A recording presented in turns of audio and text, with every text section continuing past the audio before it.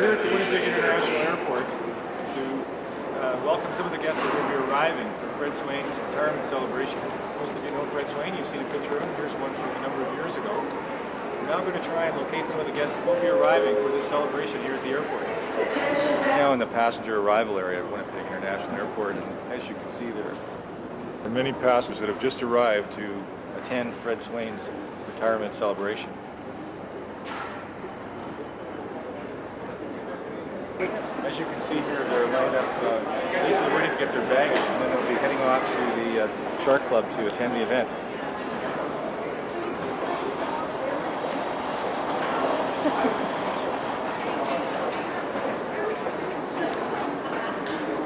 A lot of excitement? A lot of excitement here at the airport tonight. Lots of people. We are in Susan Thompson's office, just waiting for the former mayor to arrive from a meeting. As you can see by numerous artifacts and memorabilia around the office, it's quite an outstanding place.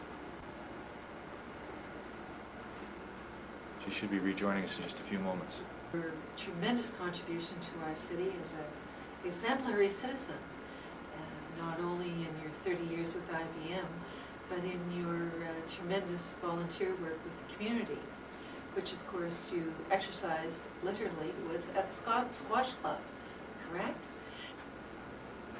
But Gretzky, Yeah. Wayne Gretzky, yes. I always wanted to be a hockey coach. We've now completed our tour of the Winnipeg International Airport. We've filmed most of the celebrities that we could find out here, and as you can see, there were numerous celebrities. We'll now be proceeding on to other interviews and ending up at the Shark Club a little later this evening. Winnipeg Arena outside the Manitoba Moose dressing room, and today we have with us Zinger, who's the former equipment manager of the Winnipeg Jets and now the equipment manager with the Manitoba Moose.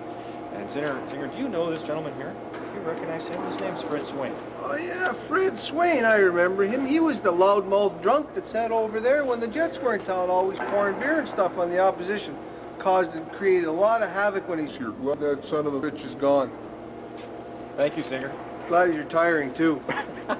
You won't be in your hair anymore, right? He's one of the security guards here at the arena. Archie, do you recognize this gentleman from any games of the Winnipeg Jets and Manitoba Moose?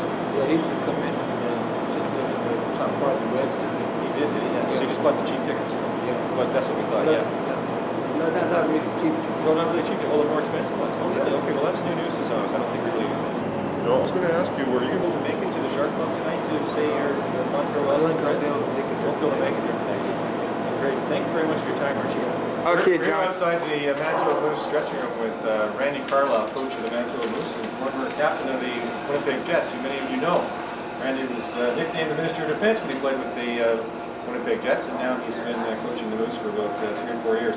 Randy, could you please reflect for a moment or two on Fred Swaine and his hockey career? Well, who the hell is Fred Swaine? I've been wondering the same thing. I heard this guy's lived all over the world, and specifically in Canada, and he was quite a squash player, but I heard he was an awful hockey player. But the one thing he did is he was an avid season ticket holder, and we appreciate his contribution to the Winnipeg Jets in their glory days. Now the Moose, yes. And now the Moose. Now, you never played defense with Fred, did you? No, Fred was a pretty ugly hockey player. I caught him a couple times at the Winter Club and the Squash Club. And the Squash Club. I know a few friends of mine down there said he couldn't play squash either. So that's true. Yeah. All right. Good. Good times here at the Winnipeg Arena. Aaron, I just wonder if you can tell me where Fred's seat was. I seem to think it was in around this area somewhere. No, if I'm not mistaken, he's 4 rows up. 4 rows up? From the penalty box here. Right in here, 13 and 14. 13, Yeah. 14, yes. And a friend of his, Glenn Zinger as well, was often with him. Yes, that's true, yeah. They sat there. Were they rather noisy fans, do you recall? Fairly obnoxious. Fairly obnoxious. Drank a lot of beer? Yeah, I've gotten several photographs of him getting ejected from the game. You wouldn't have any of those photographs with you today? Unfortunately, no. They're all in digital format, but if you like, I can email them to you. It's your convenience. That'd be great. We can get them email, maybe show them tonight at the event. Show them around the office. Show them around the office, put them up on the wall. Yeah, that's true.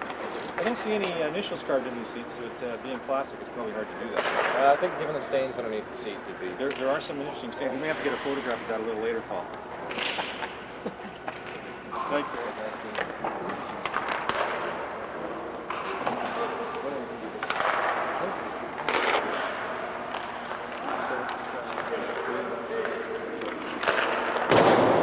All right. We're here at the Winnipeg International Airport interviewing some of the guests that plan to attend Fred Swaine's retirement celebration at the Shark Club. Keep going, you got to show the picture and stuff. What's that? Oh, I forgot to do that. Okay, better start over here. Okay.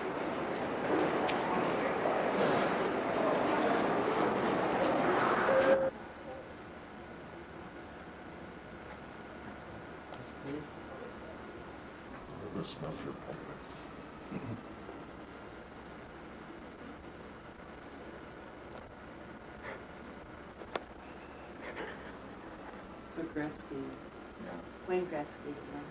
I always wanted to be an hockey. Funny story, I was out playing last night, old-timer hockey, and the fellow who was the spare goaltender for us, turns out I coached him 25 years ago. And neither of us recognized each other until he put his name down on the sheet, and then I did a double take. He's now, I no longer used to tie skates, so now he's bigger than I am. Fred Swaine's retirement, and he's busy drawing. But Brian, can you comment on your relationship with Fred over the last 30 years, please? Brian? Brian? Guess he's not going to comment. Didn't want to say anything, unfortunately. Oh, but maybe, perhaps here he's coming through the trees here. Oh, Brian? Brian, can you comment on your relationship with Fred and Fred Swaine over the last 30 years?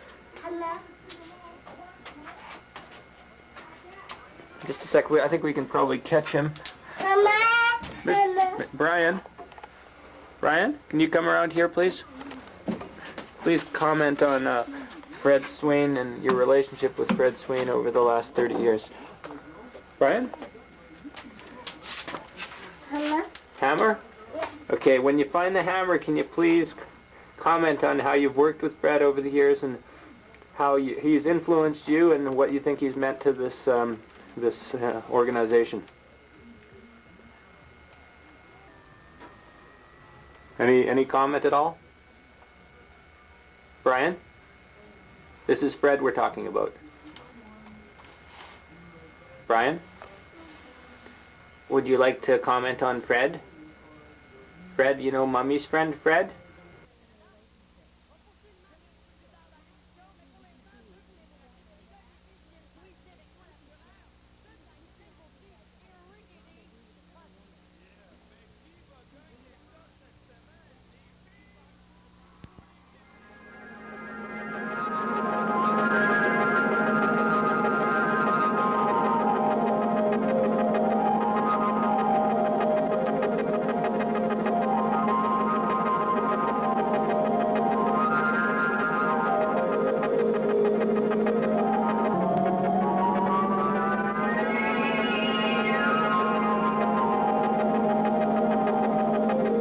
Most of us on Earth did not understand the experiments that the astronauts were conducting in space.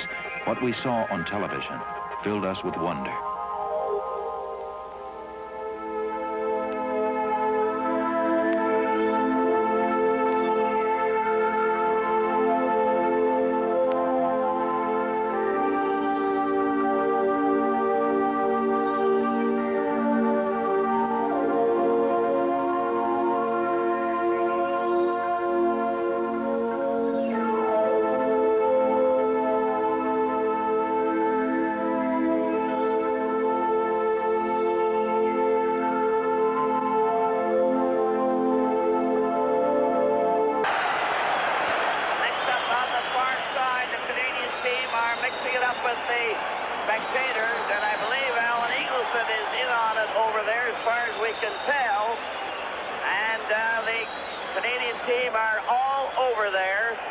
When that rumpus started, whatever it was, nobody knows. But Canada tied that score at 12:56. I don't think the Russians have any idea what the hell we were doing. I don't think we knew what we were doing. They had guns, we had hockey sticks. I mean, this was really the David and Goliath here. And it appeared to be Cornwallis who got the goal. Apparently, the police were trying to throw Eagleson out. Premier René Lévesque called his referendum in the spring of 1980. His Parti Québécois forces surged ahead in the polls. At rallies around the province, thousands were converting to the independence cause. The Federalist campaign under Quebec Liberal leader Claude Ryan was in trouble.